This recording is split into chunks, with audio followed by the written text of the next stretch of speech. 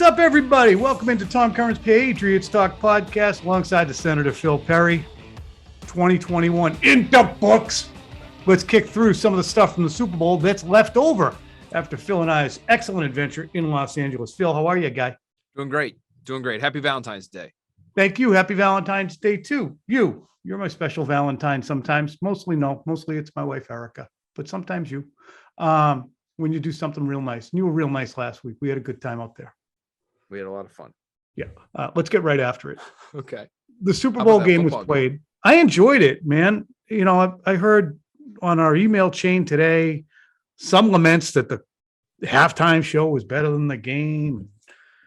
It wasn't that interesting for the. What are we talking about? I mean, it wasn't. You know, you don't have to send it to the Louvre in Paris, but my palms were sweating. Mom's spaghetti, all that shit. Phil? I thought it was a fine game. I didn't think the teams playing were very good. I guess that's the quibble that I could see people having with it. You know, I think the Bills would roll either of those teams if they had played yesterday. So I kind of get it. So product, but not that great. The football product wasn't awesome. I mean, listen, it was in certain pockets. I didn't think the coaching was awesome. I thought Aaron Donald was awesome. I thought Jalen Ramsey was awesome at times.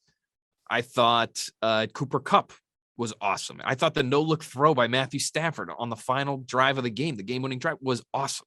I thought the Bengals front was awesome against, obviously, you know, the running game of the Rams. I thought, but you mentioned something, and sports and politics, everything's local. Let's bring it back to the Patriots just briefly. And I'm not going to get into a debate about whether or not the Patriots are behind the Bengals or gaining on the Chiefs or how far away. I don't care. It doesn't matter.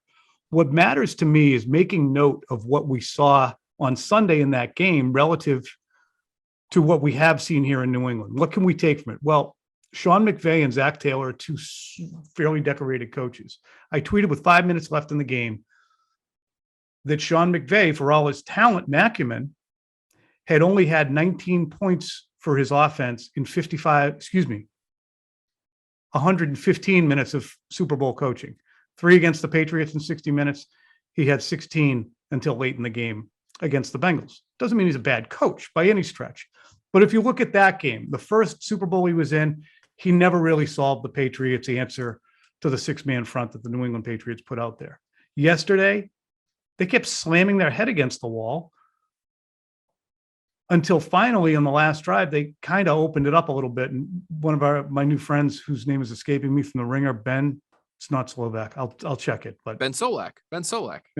Thank you. Yeah, he's great. He is. He's done a great job. Young guy, looks like he's about 11, and he writes some unbelievably intuitive stories about scheme. And he pointed out in his story how finally McVay twisted what he was doing. To bring it back to the Patriots, Phil, we look at what Josh McDaniels or Tom Brady has done. They have been in 9 of the last 11 Super Bowls, one of those guys, or AFC championships. They don't bog down. They have a million trap doors and things left up in the closet and things that they can pick up a pillow and say, oh, yeah, we'll use this. Those coaches, it's an unbelievable advantage the Patriots enjoyed for a long time. And I don't think people around here understand just how friggin' good Josh McDaniels was. And all that acumen has gone out the door. What's your impression of just that read on it when you look at how good McVay is, how good Taylor is, and the fact that they have bogged down in a way that you would never see the Patriots bogged down? We've seen the Patriots bogged down that way, though. Well, you're right. We have. They bogged down a little bit. They bogged down from time. But generally speaking, when they have good complements of players, and they get all their artillery. Sure. You know, you're not going to see him score. Coordinator. I think he's a great coordinator. Josh McDaniels, yeah. And he is able to pull whatever lever it is that he needs to be able to execute in a given game. And that, of course, that ability was heightened when he had a quarterback who could think along the same plane. But even when he didn't, I mean, we've talked about how the Patriots probably had no business winning 7 games with Cam Newton, a quarterback. Right. Josh McDaniels can coach up that kind of game when he needs to. He coached the spread with Tom Brady. He coached a 2 tight end offense. He coached a 2-back offense with Tom Brady. He now has a rookie quarterback. He's developed a number of rookie quarterbacks. And so he knows what to do with those guys. I look at it now And Josh McDaniels being great at his job is one thing. I think if people didn't realize that, they might now moving forward in his absence, because whoever, especially if the plan is not Bill O'Brien coming next. And even if it is, there is still going to be an adjustment period. To lose Tom Brady, who was probably the second or third or fourth best offensive coordinator in the league. On field. That might be. Could be even higher. It might be conservative. To lose him in 2020, and then to lose Josh after 2019, and to lose Josh McDaniels after 2021, you don't go down to zero, which people always have to remember. You never go down to zero, but you're going from two of the very best at running offense in the National Football League down to replacement level players. Hopefully, a replacement level player, Mac Jones, who will continue to ascend. But now he's got a new mentor. Who is that mentor?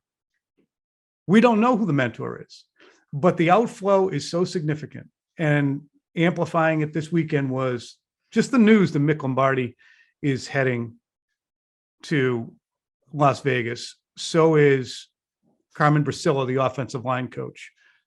So McDaniels, Brasillo, Bo Hardigree, and Mick Lombardi are heading elsewhere. This is not the equivalent, as I wrote today, of Tom Landry and Vince Lombardi leaving the Giants staff in the mid-50s for Jim Lee Howell. You're not losing those guys.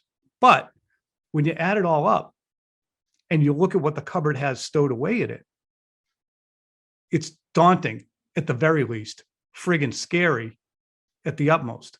I mean, to see Mike Reese bandy about the notion of Matt Patricia having an offensive role, and for Joe Judge to be considered as an offensive play caller. And meanwhile, I'm with Julian Edelman. He's like, I don't know if he can even call plays. I don't know what the aim is. And the people who say Bill has a plan, well, he might, but he's been forced into the plan. He didn't have one hatched. It's fallen into his lap. He's moving on the fly. And I don't even know if it's a good plan. Phil. You've got to move on the fly when your staff evaporates the way that it did this offseason. Yeah, it does. But you need to have outside people. Look, if I, get hit by a bus today, you're me. If you get hit by a bus, I don't know. I see what you're saying. I think they do have some people in place at least, right? Like, are we concerned about the Patriots receiver group if Troy Brown takes over? Who's been an assistant coach at the receiver position now, has been on the staff for a few years now. No, I'm concerned about the running backs if Ivan Fears leaves after 22 years of institutional expertise. Okay. I'm concerned already about Carmen Brasillo leaving after they had to do Cole Popovich and Carmen Brasillo to replace Dante Scarnecchia, and Cole Popovich spent last year someplace else. I mean,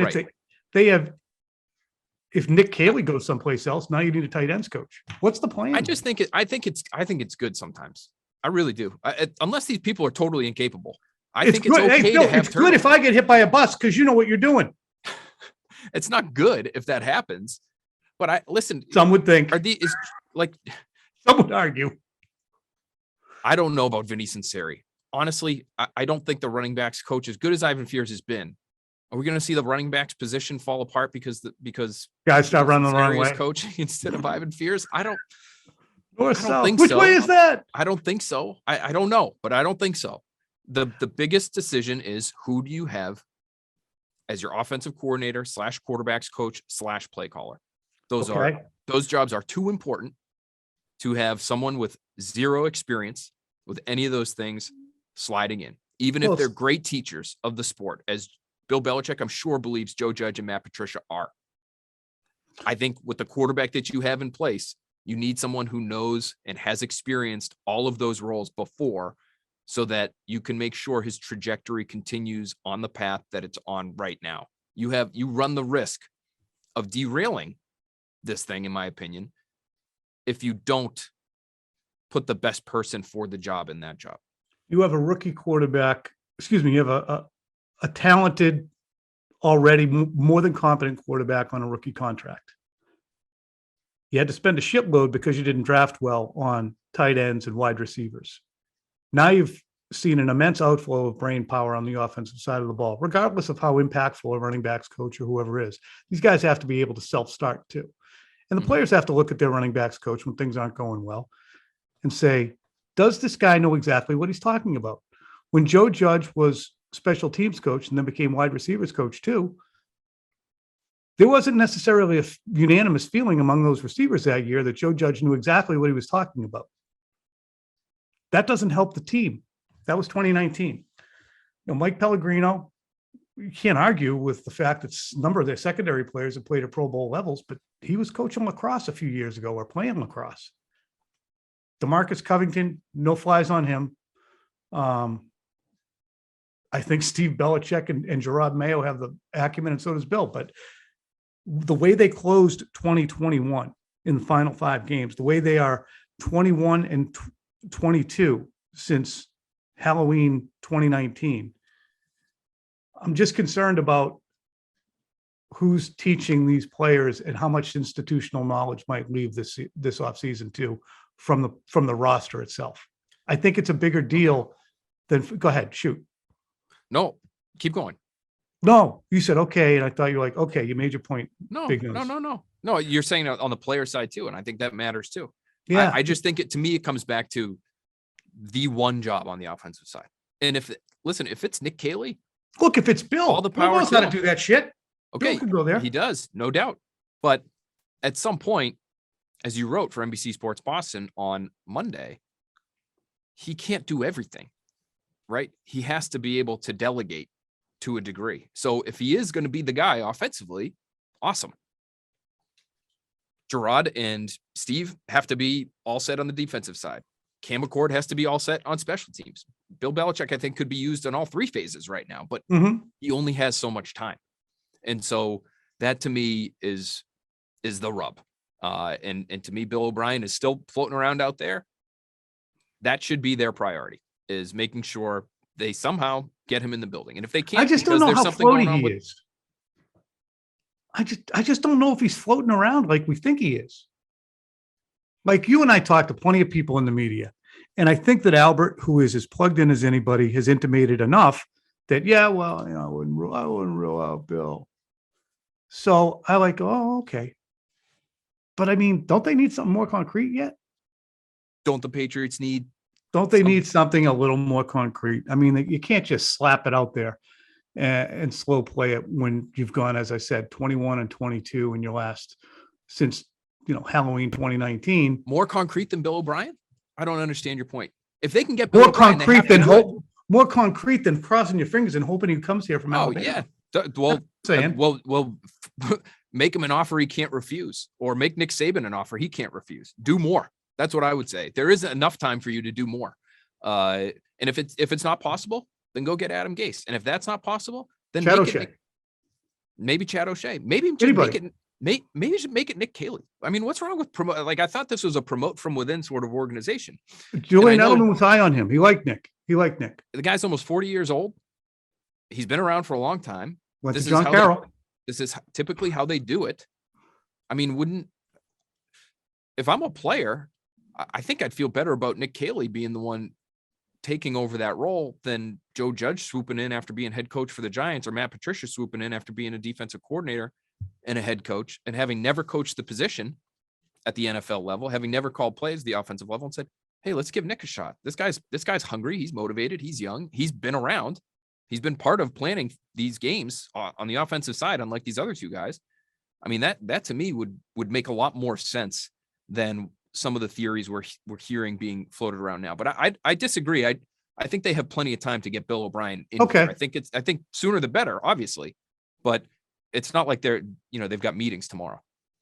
It was eye-opening to me when I was with Julian Edelman last week, and first he dismissed the notion of Judge as a play caller, but then it was eye-opening to hear how well he thought of Nick Caley and Mick Lombardi, who Lombardi, of course, is going on to be an offensive coordinator. But I did want to read this from 2000 as I was looking back, because I knew Belichick had talked about delegating, and this is what he said in his opening press conference. There were some mistakes that you made coaching in Cleveland. What have you learned in your years since then, and how will that help you be a better coach now? He said, 2 biggest things I learned from the previous experience and through 25 years of coaching would be, 1, to delegate more. Previously, I think I've tried to do too many little things, too many things that maybe took away from bigger picture things that I should have been doing. And secondly, I've learned that as much as the game is played on the field, and it's extremely important to do everything right when you reach the football field in order to win in this league, there are also a lot of things on the periphery and outside off the field that are also important towards winning. And I'll put more time and effort into making sure those things are right for the organization, maybe than I previously did. He is absolutely unassailable, in my estimation, on the second portion in the 22 years. Even in the instances where he felt he could have done better. And I think 2020 would be a good example, with the concerns of players and social justice that bubbled up. And he talked all year about how much he learned from his players. He opened himself up to understanding and learning more there. The delegating, though, is interesting because, as he also said, there's no one-man band here. Can't play all the instruments. There are a lot of good people in this organization, a lot of resources, people I've worked with 3 years ago that are still here, and I'm sure a lot of new faces who I've heard. Bottom line, one person can't do it. I'll work as hard as I can, but I'm going to need that kind of commitment from a lot of other people and demand it. If we all give, then we'll be where we want to go. And less than 2 years after that, they were where they wanted to go, much earlier than anyone thought they were going to get there. It's on a podium in New Orleans, Phil. But it's interesting. There's a lot on the plate of the guy, and it has nothing to do with his birth date. It has everything to do with what's the ascension. And so many people are, and Bill would trust. He's always got a plan. What was the plan at quarterback other than keeping your fingers crossed and having the best guy for you fall into your lap? Was that serendipity or was that grand design with Mac Jones? What was the plan at tight end other than spend crazy after not doing anything? What was the plan at wide receiver other than trying nickel and dime it and bringing Cordero Patterson or Philip Dorsett or Antonio Brown or Mohamed Sanu? What are the plans? We give way too much credit, I think, at times to Bill Belichick's prescient planning and not realizing that the planning over the last 6 years hasn't been awesome, drafting included. Thank you. This is you addressing the Twitterati out there, is what it sounds like to me. You think so? Who among us is saying, well, the last 3 years have gone exactly the way Bill has expected it to? Well, I thought when they were 9-4 in the number one seed that they looked great, that things were trending in a great direction. They were. So maybe I'm a big baby and I'm changing my tune now that they ended up 10-7. And a couple of assistants have left. Maybe I'm a big crybaby who thinks that the sky is falling because of the way the last 3 seasons have ended. But when we talk to people within the organization, not just this offseason, but in previous off seasons, and hear the distress from them about the direction of the team at times, it's unmistakable. You know it and I know it. We both talk to enough people who say, when you ask them and you'd expect they would know, I don't know. I don't know what we're doing. I don't know what Bill's plans are. I'll know when you know. That to me is enigmatic. It's cuddly when it's working, but when it doesn't seem to be, it's nervous making. What? Yeah. And nervous making is what Josh McDaniels' departure should be. And so that's what I continue to come back to. And if they can't get it solved with one of the big names that we have heard would be in the running for that job, then you've got to do everything you can to get him the guys on the field that he needs to have success. Because I don't know about you, but watching that Super Bowl, Tom, I mean, you said everything's local. For you, it comes back to the coaching staff. For me, it comes back to the personnel on the field. Mm-hmm. You have to have a number one, whether it's outside guy like Odell Beckham or Jamar Chase or an inside guy like Cooper Kupp. You've got to have that guy. You've got to be able to protect. You can't be an absolute sieve on the offensive line, and you have to be able to rush the passer. But to me, as far as Mac Jones is concerned, the offensive line, I think, will be okay. He needs help in terms of guys to throw the ball to. Mm-hmm. And that's the number one takeaway that I have after watching that game and going into this offseason with some uncertainty at coordinator. Well, whoever takes over that job, it can make their job a lot easier if you have some real talent for Mac Jones to work with. So that was my biggest takeaway from Super Sunday. And that's great. Tight end, they got 1 out of the 2 spots filled with a competent guy. Wide receiver, they got a couple of nice depth pieces.